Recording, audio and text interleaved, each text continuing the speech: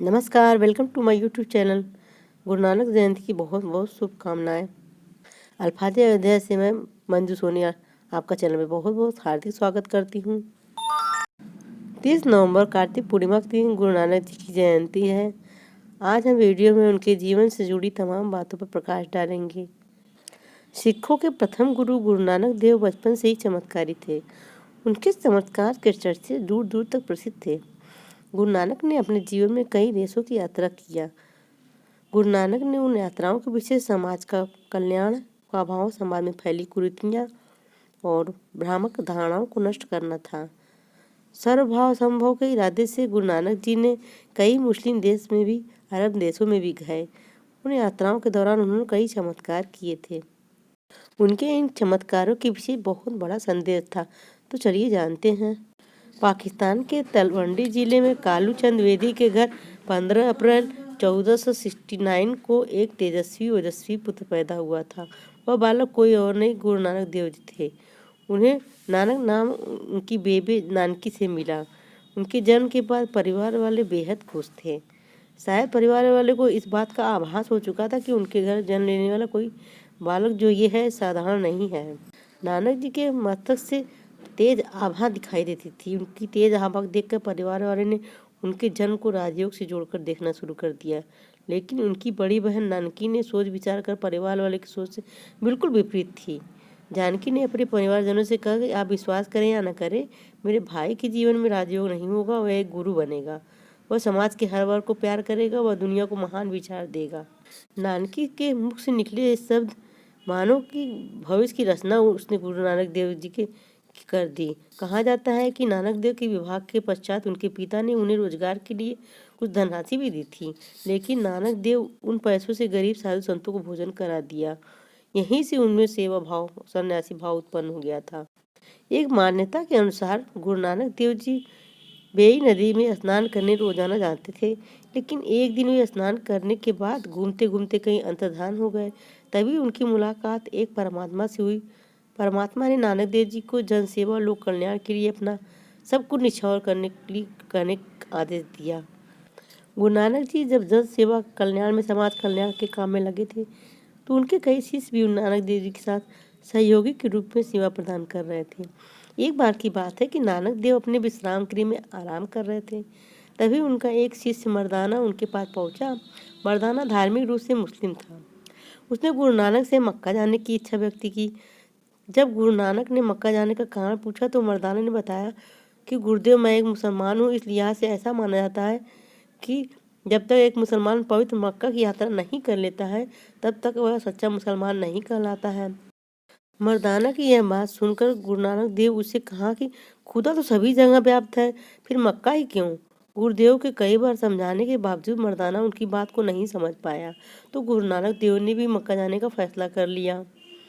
उन्होंने मर्दाना से मक्का चलने की तैयारी के लिए बोला। अब मक्का जाने की तैयारी तो पूरी हो चुकी थी।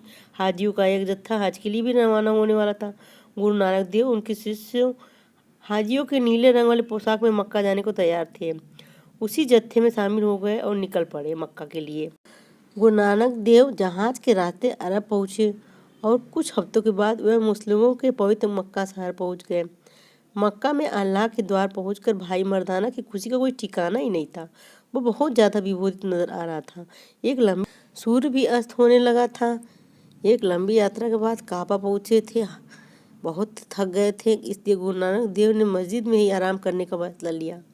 वह अपने पैर काबा की ओर करके सो गए, जहाँ अल्लाह का घर था।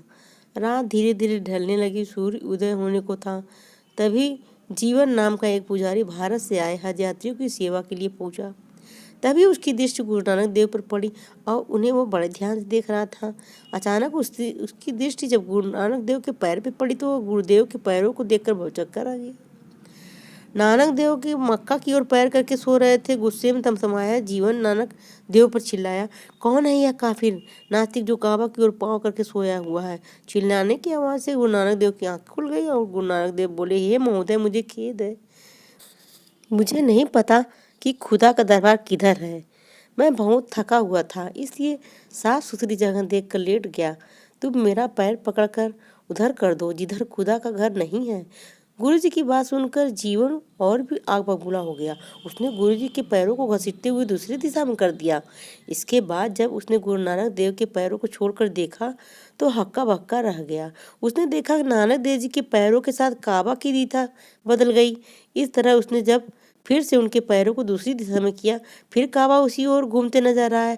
इस अद्भुत चमत्कार को देखकर जीवन बहुत डर गया। इसके बाद गुरुदेव की अद्भुत लीला को देखकर लोगों की आंखें फटी फटी रह गई। देखते देखते चमत्कार की बात पूरे मक्का में आग की तरह फैल गई। लोगों का एक हुजूम एक जगह इकट्ठा हो गया। मक्का की दिशा बदलते देखकर लोग दंग थे। ऐसे हालात में लोगों ने गुरु नानक जी के चरण पर गिर पड़े और वह अपनी इस भूल के लिए उनसे क्षमा याचना करने लगे। जीवन भागते भागते काबा के मुख्य इमाम को सारी बातें बताई। काबा के मुख्य इमाम रुकुनुद्दीन की जानकारी हुई तो वह गुरुदेव से मिलने चले आए। गुरुदेव से मिलने के बाद उनसे उनका परिचय पूछा। गुरुदेव ने अपना परिचय दिया। इसके बाद वह उनसे आध्यात्मिक प्रश्नों की झड़ी लगा दी। शायद उसे अभी भी अपने कानों पर विश्वास नहीं हो रहा था। वह गुरु नानक देव से जैसे कहने लगा कि मुझे जानकारी मिली है कि आप गैर मुस्लिम हैं, फिर यहाँ आप किस मकसद से आए हैं? गुरु नानक देव ने मुस्कुराते हुए कहा कि मैं आप सभी के दर्शनों के लिए आया हूँ। गुरुदेव की वाणी सुनकर काबा का इमाम कुछ समय के लिए निशब्द हो गया। नानक देव जी ने काबा के मौलानाओं के प्रश्नों के उत्तर देने के बाद वे सभी गुरुदेव के चरणों में नतमस्तक हो गए। कुछ समय बिताने के बाद जब नानक देव मक्का से चलने की तैयारी करने लगे तो काबा के पीरों ने गुरु नानक देव जी से गुजारिश किया कि उनकी एक निशानी के तौर पर अपना खड़ाऊं उन्हें दे जाए। गुरु नानक ने अपना खड़ाऊं उन्हें निशानी के तौर पर दिया और मदीना यात्रा के लिए निकल पड़े। बताया जाता है कि आज भी गुरुदेव का वह खड़ाऊं मक्का में देखा जा सकता है। महान संत गुरु नानक देव जी की जयंती की बहुत बहुत शुभकामनाएं। आप मेरे वीडियो को लाइक करें, शेयर करें, चैनल को सब्सक्राइब करना ना भूलें, बेल आइकन भी जरूर दबाएं।